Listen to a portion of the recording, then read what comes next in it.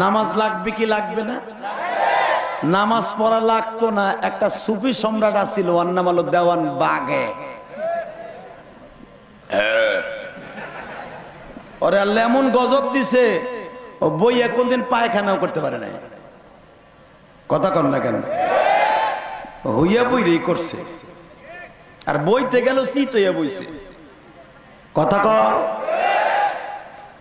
যারা আল্লাহর সাথে লড়ছে ওরাই মরছে। যেই নবী জীবনে পেটটা ভরে খায় নাই, জীবনে কোনোদিন পুরাটা রাত্র বিবিদের কাছে ঘুমায় নাই, সারাটা রাত উম্মাতি উম্মাতি বলে কেঁদেছে, এখনো মদিনায় উম্মাতি উম্মাতি বলে কাঁদে। আজকে বাংলার জমিনে আমার সেই নবীর গালি দেয়।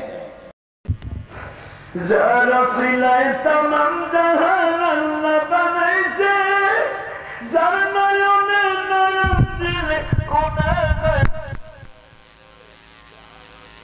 তামাম জাহান, যার নয়নে নয়ন দিলে গুনাহ যায় জড়ে। নবী আমার জান, নবী আমার প্রাণ, যুবক নবী আমার, নবীর জন্য দিয়া দিব আশকের জীবন। পারবা না ভাই, পারবা না? কেন পারবা না কও?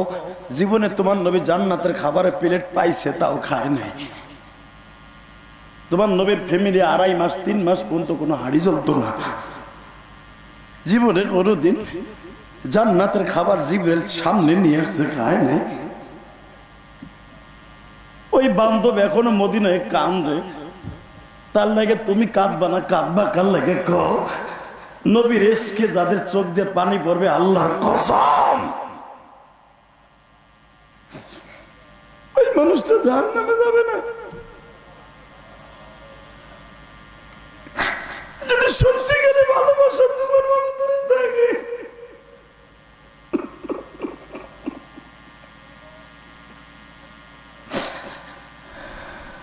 মদিনার মানুষগুলি আব্বাসকে বললেন, আপনার ভাতিজার লাগে আমরা জীবন দিব। যদি ইসলামের স্বাক্ষর চান, ইসলাম দেব। যদি আপনি বলেন এখন বুকের তাজা রক্ত ঢাইলা দিতে, তাও দেব। কারণ আপনার ভাতিজারে এই মক্কার মানুষ চিল্লায় আমরা চিনছি। রাস্তা দিয়ে হাঁটলে পাহাড়ে তারে সালাম দেয়। এই আল্লাহু আকবার জোরে বলো, আল্লাহু আকবার জোরে বলো। আপনার ভাতিজা ওই পাথরের মূর্তির সামনে দাঁড়াইলে সালাম দেয়। আপনার ভাতিজা কারোর সাথে মুসাফা করলে মাসকে মাস তার হাতে ঘিরান আসে। যুবক, আজকে আমার সেই নবীর গালি দেয় নাস্তিকের বাচ্চা। বাংলাদেশে এক একটা নাম রাজি আসো না নাই? রাজি আসো না নাই? কে কে রাজি আসো? আল্লাহকে হাত দুটো উঁচু করে দেখায় দাও। মুসলমানের সন্তান, মনে রেখো,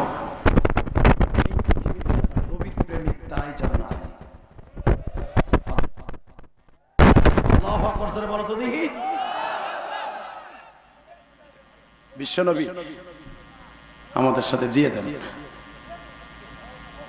আব্বাস বললেন, ঠিক আছে, আমার ভাতিজাকে যদি তোমরা সর্বোপরি নিরাপত্তা দিতে পারো, সর্বোপরি নিরাপত্তা দিবে আমার আল্লাহ। তোমরা যদি তাকে ভালোবাসা দিতে পারো, আমার ভাতিজাকে তোমাদের দেশে পাঠাবো। বাজানরে যখন মদিনার মানুষগুলো শুনতে পাইলেন মুহাম্মদুর রাসূলুল্লাহ আমাদের দেশে আসতেছে, এবার পানি থাকবে, আর কিছু থাকবে না। আমার এতিম নবীর খবর যখন মদিনার মানুষগুলো শুনতে পারলেন গো বাবা, রবিউল আউয়াল মাসের 1 তারিখ বিশ্ব নবী মক্কার থেকে বের হইছে। তাদের একটা ধারণা ছিল মক্কার থেকে মদিনায় হেঁটে আসতে 1 সপ্তাহ টাইম লাগবে।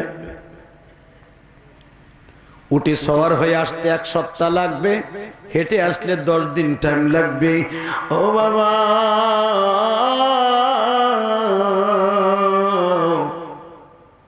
রবিউল আউয়াল মাসের 1 তারিখ থেকে নিয়ে 13 তারিখ পর্যন্ত তারা পাহাড়ের গুহায় ওই গাছের সাথে পাহাড়ের চূড়ায় বাবা দাঁড়িয়ে দাঁড়িয়ে আমার এতিম নবীকে রিসিভ করার জন্য দাঁড়াই থাকে। আজকে যখন আমার গাড়িটা বাবা দেওয়ানগঞ্জ হইয়া জামালপুর হইয়া তোমাদের ইসলামপুর হইয়া, এই বাজারের নাম কি? জালুসর বাজার। এখানে আসলাম, দেখলাম কতগুলো মোটর সাইকেল রিসিভ করার জন্য আসছে। জালুসর বাজার মনে হয় 7 থেকে 8 কিলো হবে নাকি? কয় কিলো হবে আপনার এখান থেকে? 3-4 কিলো। অবসান এই মানুষগুলা 2 ঘন্টার উপরে দাঁড়িয়ে আছে। ইয়াসুর রহমান জিহাদি আসবে। আমার মতো একজন নাখান্দা গুনাহগারের জন্য যদি এত সময় দাঁড়াই থাকতে পারো আমার সম্মানে। আমি তো নবী নয়, নাইবে নবী না, ওয়ারাসাতুল আম্বিয়া। আমারে তোমার গ্রামে আনতে যদি এত সময় দাঁড়াই থাকতে পারো, মদিনার মানুষগুলি 13 দিন পর্যন্ত দাঁড়াই রইল। যেই দাঁড়ায় খায়া না খায়া বসে থাকতো, আমার এতিম নবী এই রাস্তা দিয়ে আসবে। নবী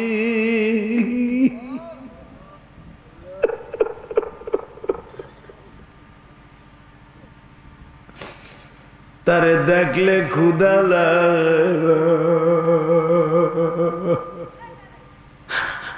যারে দেখলে চোখের জুতি বেড়ে যায়।